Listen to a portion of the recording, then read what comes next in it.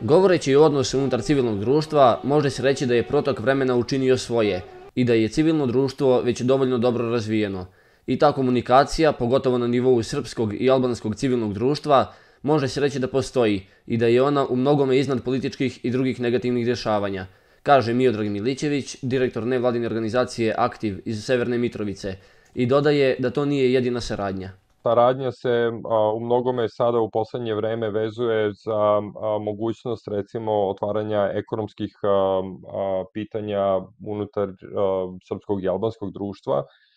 Međutim, te odnose u mnogome opterećuje i dalje ta podeljenost na etničkom nivou, potom jezička barijera i tako dalje, i tu i dalje postoje te neke poteškoće u toj međusobnoj komunikaciji. Međutim, moram da se vratim opet na na vaše prethodno pitanje, da u mnogome zaista te odnose definiše napredak ili kriza, u zavisnosti naravno od vremenskog perioda, i napretka u dijalogu Beograda i Prištine. To negde ponekad imate neke uticaje, negativne uticaje naravno na međusobno razumevanje i na prioritete koji bi u suštini trebali biti kandidovani i usvojeni kao zajednički imenitelj faktički srpskog i albanskog civilnog društva. NVO Plejada sa sedištem u Grnčaru kod Prizrena može se pohvaliti dobrom saradnjom i drugim organizacijama, kazao je za Radio Astru predsjednik ove organizacije Hermin Memiši.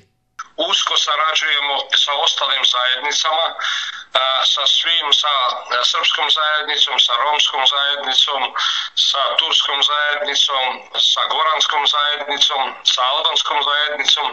Znači, i organizator sam jednog najvećeg multietničkog festivala koji je poznat pod skraćenicom Balkan Fest.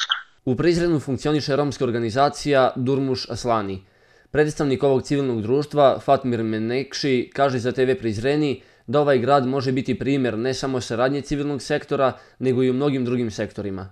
Marrë si një shembull konkret dhe një rezultat, shme thënë, një storje suksesi, ku organizatat rome së bashku me organizatat e shoqërisë civile shqiptare, bošnjake, turke. Možemo da uzmemo jedan konkretan primjer kao rezultat uspeha gde su romske organizacije zajedno sa albanskim, bošnjačkim i turskim organizacijama u saradnji 4 do 5 meseci ostvarivali da se dobije osnovno pravo na ono što je poricano od institucije godinama, a to je pitanje romskog jezika, poznavanje statusa romskog jezika ili romski jezik u zvaničnoj upotrebi.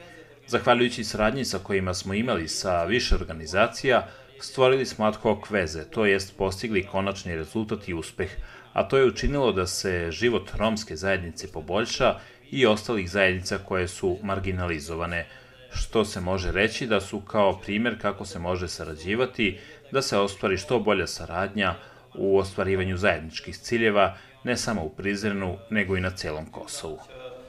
Si duhet të bashkëpunohet, të bashkëprohet për të arritur një shoqëri sa më të mirë, jo vetëm në komunën e Prizrenit, por edhe në të gjithë rajonin e Republikës së Kosovës.